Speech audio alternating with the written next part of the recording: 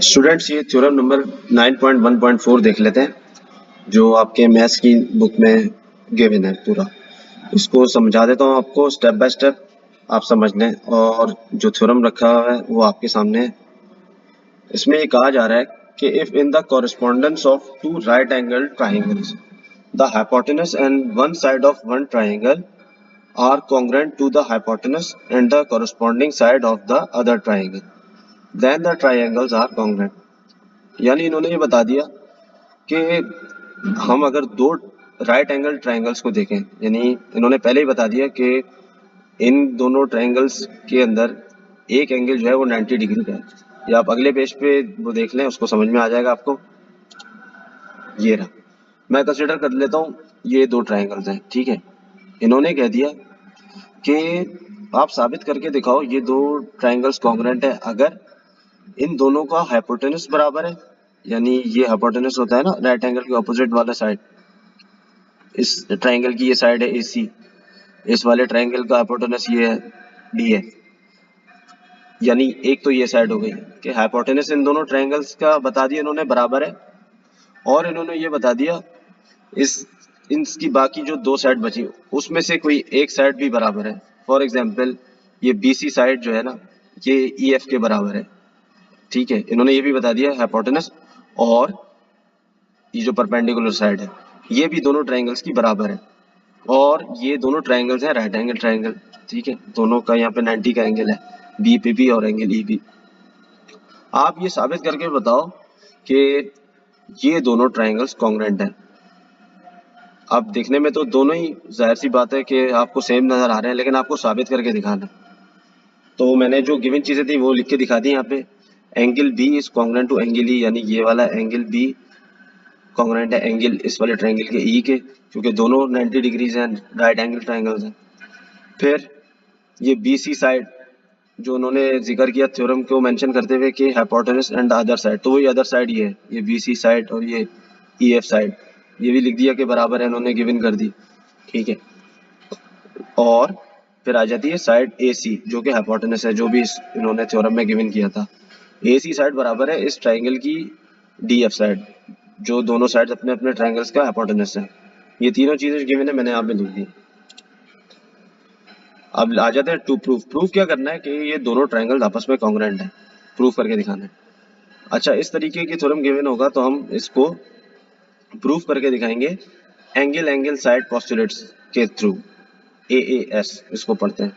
यानी हमें क्या चाहिए, हम अगर इन दोनों ट्राइंगल्स का एक साइड और दो एंगल अगर बराबर हम प्रूफ करके दिखा दें किसी तरीके से, तो हमारी जो है ना ये वाली बात वेरीफाइड हो जाएगी कि ये दोनों ट्राइंगल्स जो है ना आपस में कॉन्ग्रुएंट है। अब देख लें इसमें से हमारे पास पड़ा हुआ क्या क्या, इन्होंने जो हमें दिया है, हमारे पास दो एंगल में से एक एंगल तो हमारे पास है। जैसे इस ट्राइंगल का ये जो वाला एंगल है एंगल B, और इस ट्राइंगल का ये वाला एंगल एंगल E, ये दोनों 90 डिग्री के हैं, तो एक एंगल तो हमारे पास आ गया बराबर, ठीक है। तीन चीजों में से एक चीज होगी। एक साइड भी इन्होंने जैसा कि हमें बता दिया कि हाइपोटेनस है AC और DF, इन दोनों का हाइपोटेनस भी बराबर, ये भी आया।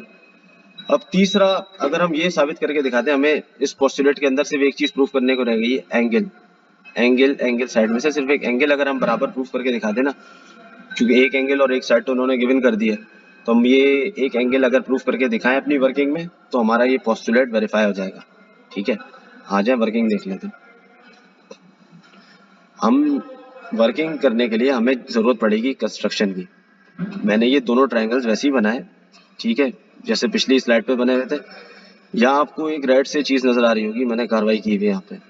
तो ये एक मेरी कंस्ट्रक्शन है, जब भी मैं थ्योरम करूंगा तो डायग्राम बना के ये वर्किंग मुझे करके दिखानी होगी। कंस्ट्रक्शन के वक्त मैं ये लिख दूंगा इस तरीके से।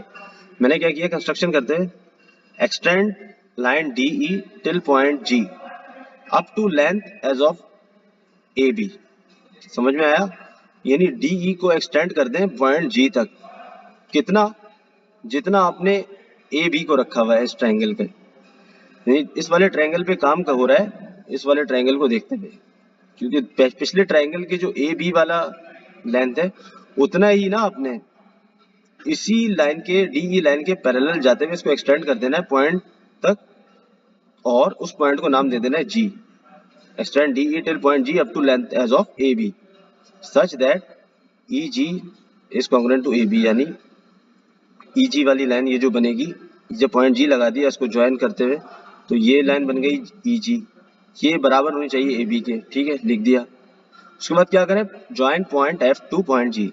इस जी पॉइंट को ना पॉइंट एफ से ज्वाइन कर दें। ठीक है, आप चाहें तो एक ही पेन से भी काम कर सकते हैं, मैंने समझाने के लिए सिर्फ उसको रेड से शो किया। फिर जी स्टार्ट हो जाती है हमारी वर्किंग। पिछली स्लाइड पे जो दोनों मैंने जो डायग्राम्स थी वो यहाँ पे शो करा दी हैं, ताकि बार बार स्लाइड पलट के आपको ना देखना ना पड़े। अब काम शुरू करते हैं। दो कॉलम बनाएंगे स्टेटमेंट और रीजन का। स्टेटमेंट लिखते जाएंगे और रीजन हम क्यों लिख रहे हैं वो भी लिखते जाएंगे। याद रखिए, थ्योरम स्टार्ट करने से पहले मैंने आपको बता दिया, इसको प्रूव करना है हमने एंगल साइड पोस्टुलेट के जरिए, जिसमें हमें जो है ना सवाल में इन्होंने एक साइड अपने बराबर इन्होंने बता दी है, और एक एंगल जो कि 90 डिग्री का एंगल है वो भी इन्होंने हमें पहले ही बता दिया। हमें जो सारी कार्रवाई करनी है ना यहाँ पे, वो करनी है एक जो दूसरा एंगल है उसको फाइंड आउट करने के लिए। शुरू करते हैं।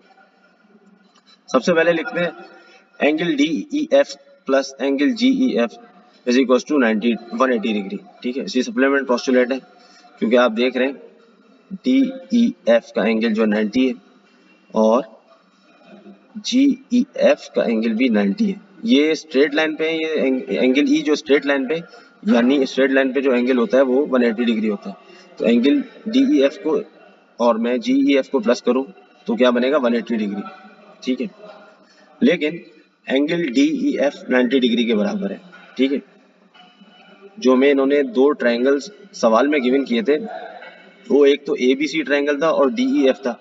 जी ई एफ तो हमने अपने पास से बनाया ना, तो एंगल डी ई एफ जो इन्होंने सवाल में हमें गिवन कर दिया था किसी एक ट्रायंगल का, वो 90 डिग्री था। इन्होंने कहा था कि राइट एंगल ट्रायंगल है, तो ये लिख दिया हमने D F is equal to 90 degree given है हमारे पास। Hence angle G E F will be 90 degree, क्योंकि इन दोनों को सम करके एंगल बन रहा था 180। इनमें से एक का हमें पता है डी ई एफ के वो 90 के बराबर है, तो दूसरा क्या बचेगा, 180 में से इस वाले का माइनस कर देंगे, वही लिखा हुआ है 180 minus 90 is equal to 90 degree, यानी एंगल जी ई एफ बराबर आ रहा है 90 डिग्री के। फिर आ जाए, अब आपने इस ट्राइंगल को, ये जो ए बी सी जो आपके सवाल में गिवन था ये, और जो आपने ट्राइंगल जी ई एफ जो अपने अपने पास से कंस्ट्रक्ट करके बनाया, इन दोनों को कंसिडर करें एक साथ और लिखें in correspondence of triangle G E F, ये कॉरस्पॉन्डिंग की sign with triangle A B C, we have line G E congruent to line A B, यानी ए बी और जी ई बराबर है। लिख दिया, कंस्ट्रक्शन है इसलिए लिख दिया। Angle G E F is congruent to angle A B C. Angle G E F क्या है, जी ये बीच में ई और फिर आखिर में F is equal to angle A B C. ये इस वाले इन दो ट्रायंगल्स को भी फिलहाल देख रहे हैं ना हम, तो इसका एंगल ए बी सी इस वाले एंगल के जी ई एफ के बराबर है, वो भी लिख दिया क्योंकि राइट एंगल ट्रायंगल्स है। और इन्होंने एक चीज और गिवन की हुई हमें, angle E F is congruent to angle B C, यानी E F is congruent to angle B C.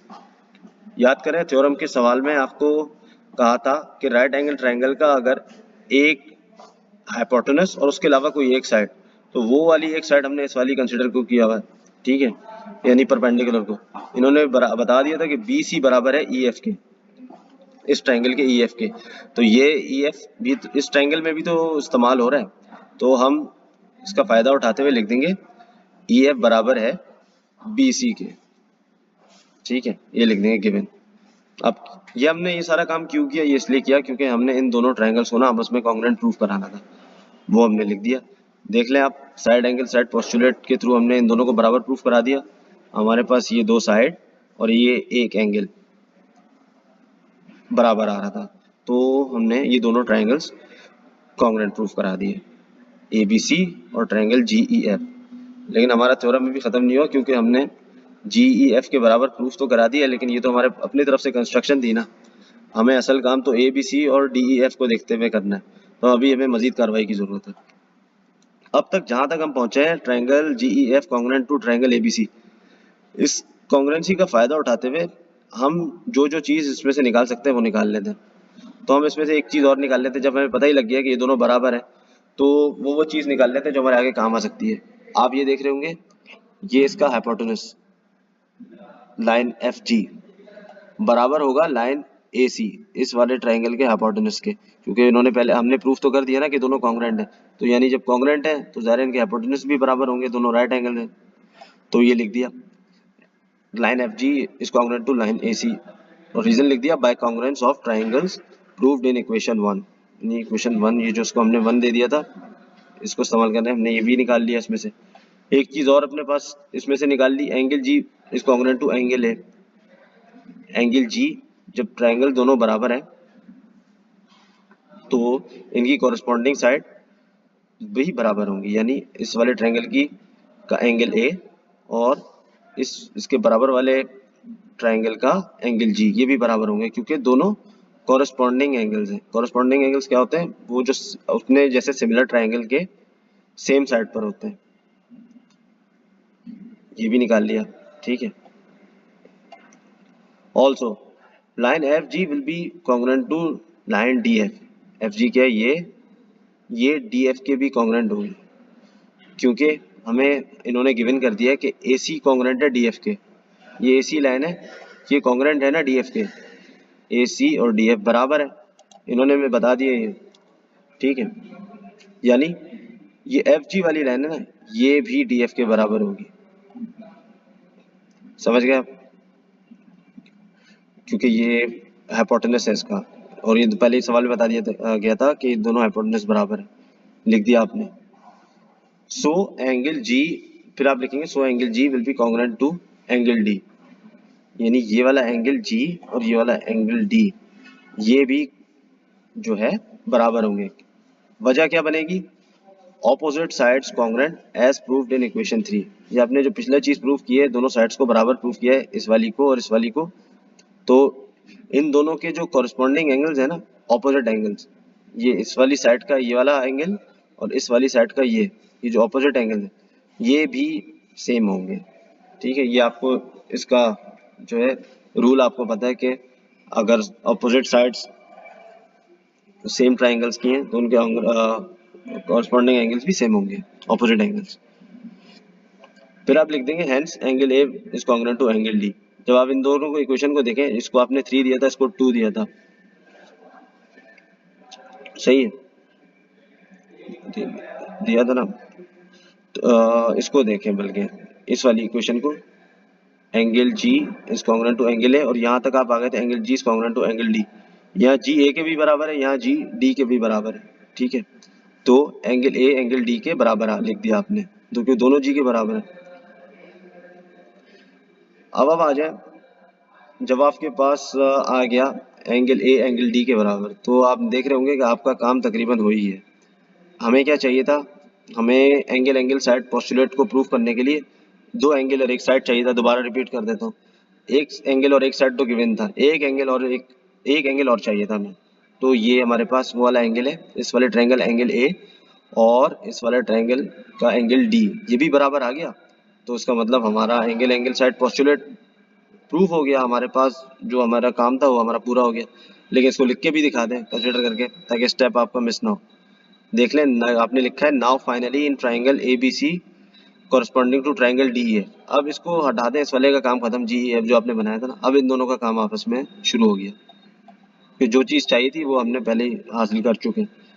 We have prove angle A is congruent to angle D. अभी आप आखिरी चीज़ आपने ये प्रूफ की थी ना, एंगल ए एंगल डी, एक एंगल, फिर दूसरा angle, angle A B C is congruent to angle D E F. A B C क्या है? राइट एंगल ट्राइंगल है। डी ई एफ क्या है? इस वाले का राइट एंगल ट्राइंगल है, राइट एंगल है। दोनों राइट एंगल 90 डिग्री के होते हैं, ये भी बराबर है, ठीक है। ये भी लिख दिया गिवन। और एक एंगल, दूसरा एंगल और एक side, and A C is congruent to D F, यानी ए सी जो उसका हाइपोटेनस है, इस दूसरे ट्राइंगल हाइपोटेनस जो कि डी एफ है, दोनों के हाइपोटेनस भी सवाल में गिवन था बराबर है। तो ये तीन चीज़ें जो है आपके पास आ गई। तो आप सीधा सीधा लिख देंगे hence triangle A B C is congruent to triangle D E F by angle side postulate. तो यहाँ ये इस तरीके से आपका थ्योरम प्रूव हो जाता है और आप इसको अच्छे तरीके से स्टेप बाय स्टेप समझ भी गए होंगे। इसकी एक जो बुक में जिस तरीके से गिवन है वो भी देख लें, वो भी मैंने इसी वीडियो में डाला हुआ है। ये सारा जो आपको बुक के पेज पे लिखा हुआ है इसी तरीके से आपको थ्योरम में भी समझाया गया है। आपको ये ज़्यादा सही से समझ में आता है तो आप इसको देख के लिख लें अपने पास और इसको अच्छे तरीके से रिवाइज कर लें। और आपको ये चीज़ ध्यान में रखनी है कि डायग्राम आपने थ्योरम में लाजमी बनानी है, क्योंकि आप सारी वर्किंग भी करते हैं और डायग्राम ना हो तो थ्योरम के मार्क्स 0 हैं। तो होपफुली स्टूडेंट्स आपको ये सारा समझ में आ गया होगा। किसी भी सवाल में आपको कोई चीज़ स्टेप मिस हो गया हो या कुछ समझ में ना आया हो तो कमेंट्स में पूछ सकते हैं।